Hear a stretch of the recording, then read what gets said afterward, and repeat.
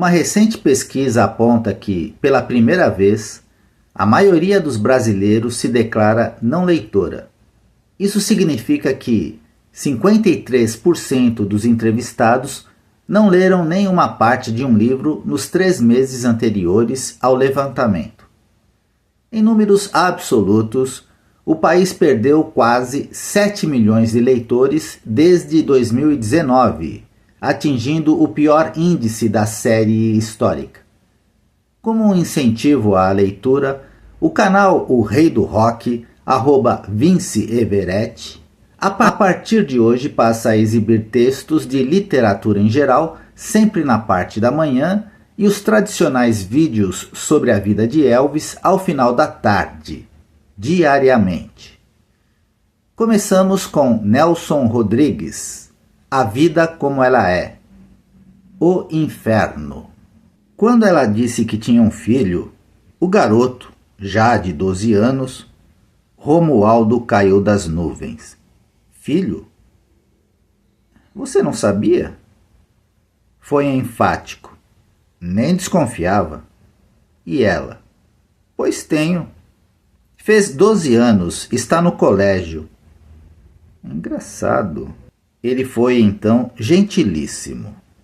Disse que ela não parecia mãe de ninguém, e muito menos de um garoto quase rapaz.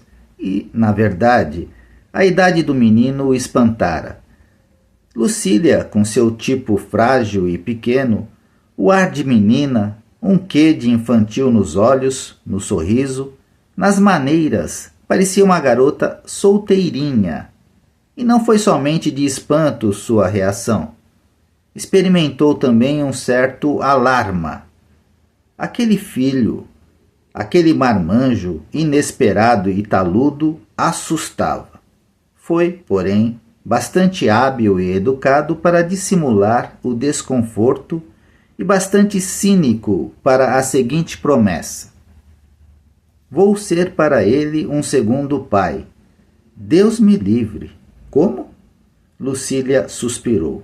Eu te explico. Vamos entrar ali um momentinho. O filho. Entraram numa sorveteria.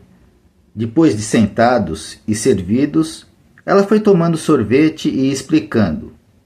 O Odésio não pode saber, nem desconfiar. Esta era uma condição que ela impunha.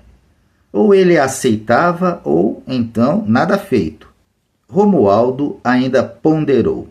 Acho que você exagera. Ora, Romualdo, tem dó. Você se esquece que é casado, que vive com outra, que tem filhos, esquece? Realmente. Pois é, meu filho, pois é. Eram 6 horas quando Romualdo a largou num ônibus apinhadíssimo. Ela fez a viagem em pé. A promiscuidade ali era uma coisa abjeta, espremida, imprensada, triturada em meio dos passageiros. Teve uma sensação de ultraje, de profanação, de aviltamento. Um cavalheiro que ia saltar no poste seguinte foi varando a massa humana. Ao passar por ela, quase a derruba. A sensação do ultraje recrudesceu em Lucília. Resmungou. Animal. Mas ia bastante atribulada com seus problemas e não ligou mais para os contatos indesejados e brutais que, nos ônibus cheios, são inevitáveis. O drama de Lucília era, em suma, o seguinte: o medo, o pavor de que o filho enfim soubesse. A opinião, o julgamento do garoto era a coisa que mais a impressionava no mundo. Temia-o mais do que o juízo final. Ao mesmo tempo, tinha loucura por Romualdo, e a vida sem ele seria de uma monotonia medonha. Pendurada no ônibus, gemeu interiormente. Oh, meu Deus! Oh, meu Deus do céu! História de amor. Então, começou a mais doce, a mais sofrida história de amor. Voltava dos seus encontros com Romualdo em sobressalto. O filho estava sempre na rua, jogando bola ou em brincadeiras turbulentas com amigos de sua idade. Uma vez deu um chute e com tanta infelicidade que a unha do dedo grande do pé saltou longe. O negócio inflamou e Lucília, quando chegou de uma entrevista amorosa, tomou-se de vergonha e de remorso.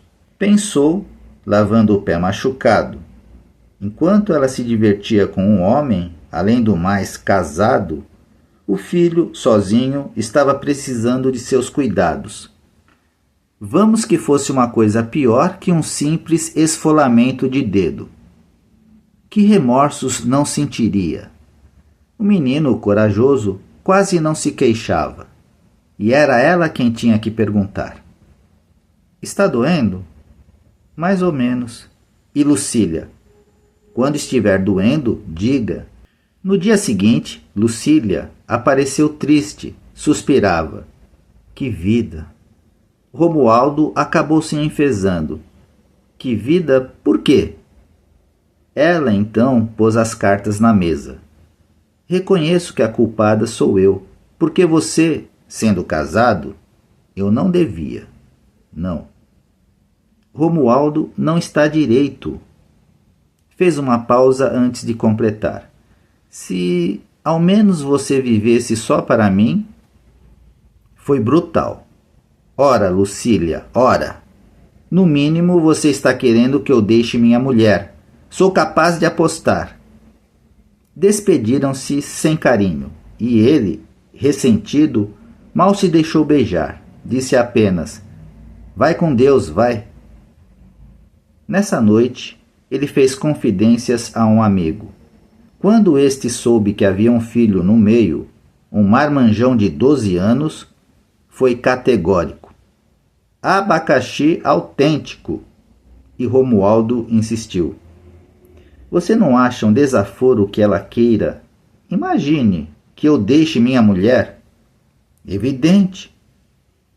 No primeiro encontro, Romualdo rompeu o fogo. Das duas, uma. Ou você muda de cara, faz uma cara alegre, ou então, minha filha, vamos acabar com esse negócio. Já não estou gostando nada. Já o termo negócio pareceu-lhe de uma abominável grosseria, de um prosaísmo ultrajante. Além disso, a agressividade, como se ela fosse uma qualquer. Exaltou-se também. Não grite. Está pensando que eu sou o quê? Grito, pronto, grito. Não topo chiquê. Comigo, não. Ela não disse uma, nem duas. Apanhou a bolsa que estava em cima da mesa, olhou-se instintivamente no pequeno espelho e, num passo lento, encaminhou-se para a porta. Parou um segundo, uma fração de segundo, esperava que talvez Romualdo a chamasse. Teria então voltado e tudo terminaria numa reconciliação feroz, mas ele esbravejou. Mulheres é que não faltam, inclusive a minha. Podia haver pontapé mais claro, mais insofismável, mais absoluto. Saiu para nunca mais.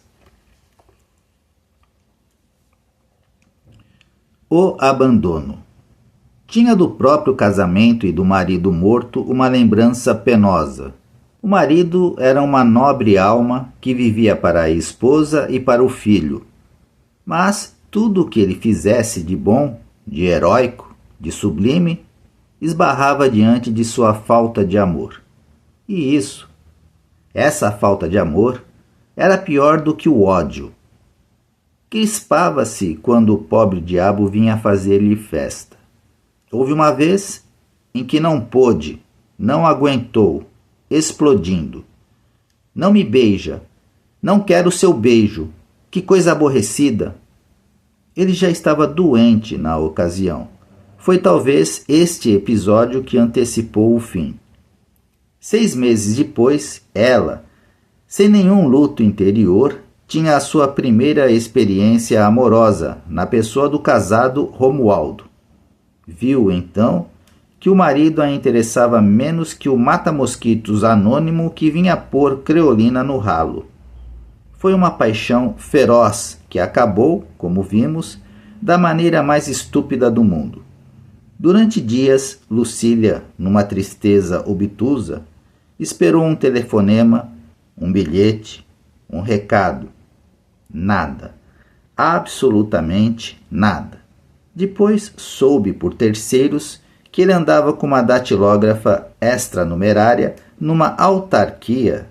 Tinham sido vistos no passeio público, onde tiravam retratos no lambe-lambe. Lucília, fora de si, encerrava-se no quarto, ficava horas de bruços na cama chorando. Já o julgamento do filho não a interessava mais. O garoto, diante do seu pranto, perguntava: "O que é que a senhora tem, mamãe?" "Não a aborrece, não a mola.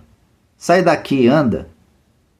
Na presença do filho, ligava para o escritório do bem-amado. De lá queriam saber quem era. Lucília se identificava. Então a resposta infalível era: "Não está." Uma vez, porém, coincidiu que o próprio atendesse, mas quando percebeu que era ela, explodiu: "Me deixa em paz, sim, quero sossego. Vê se não me chateia." O filho não fazia comentário. Era uma testemunha muda de tudo. Guardara, porém, o nome e o repetia: Romualdo, Romualdo. Conhecia-o de vista, pensava nele dia e noite, com essa obstinação de amor ou de ódio. E já não saía mais de casa, não jogava mais bola, passava as horas ao lado de Lucília, de olhos muito abertos, como se esse desespero o fascinasse, apesar de tudo. Ouviu quando a mãe, numa crise maior, amaldiçoou o homem que a abandonara. "Tomara que ele morra, meu Deus. Fique debaixo de um automóvel. Tomara, meu Deus." Por fim, ela já não queria mais nada, ou, por outra, queria morrer. Não comia e seu desmazelo de atitudes, de roupas, de higiene, era aterrador. Passava dias com uma mesma combinação. Outras vezes, do fundo do seu desespero, fazia a reflexão: "Há 3 dias que não escovo os dentes." O filho se abraçava a ela, chorava. "Não fique assim, mamãe. Não chore mais." Certa vez, na rua, o garoto ouviu dizer que não se nega nada a quem está morrendo, a quem vai morrer. O último pedido de alguém, justamente por ser o último, é alguma coisa de terrível e sagrado que cumpre obedecer sob pena de maldições tremendas.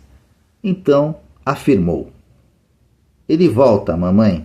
Volta sim, juro por Deus." A volta. Romualdo estava no poste esperando o ônibus. O garoto desconhecido aproximou-se e disse que era filho de Dona Lucília e falou mais: "Volta para minha mãe. É meu último pedido." Romualdo não entendeu, ou só entendeu quando o menino se atirou debaixo de um ônibus que passava a toda velocidade. A morte foi instantânea. Alta madrugada apareceu mais alguém para fazer quarto ao menino. Era o assombrado, o enlouquecido Romualdo. Voltava, sim, e continuou voltando, escravo do último pedido de uma criança. Quando, finalmente, ela se cansou dele e quis deixá-lo, Romualdo lembrou apenas o desejo do menino. Então Lucília compreendeu que estavam unidos, e para sempre, dentro de um inferno.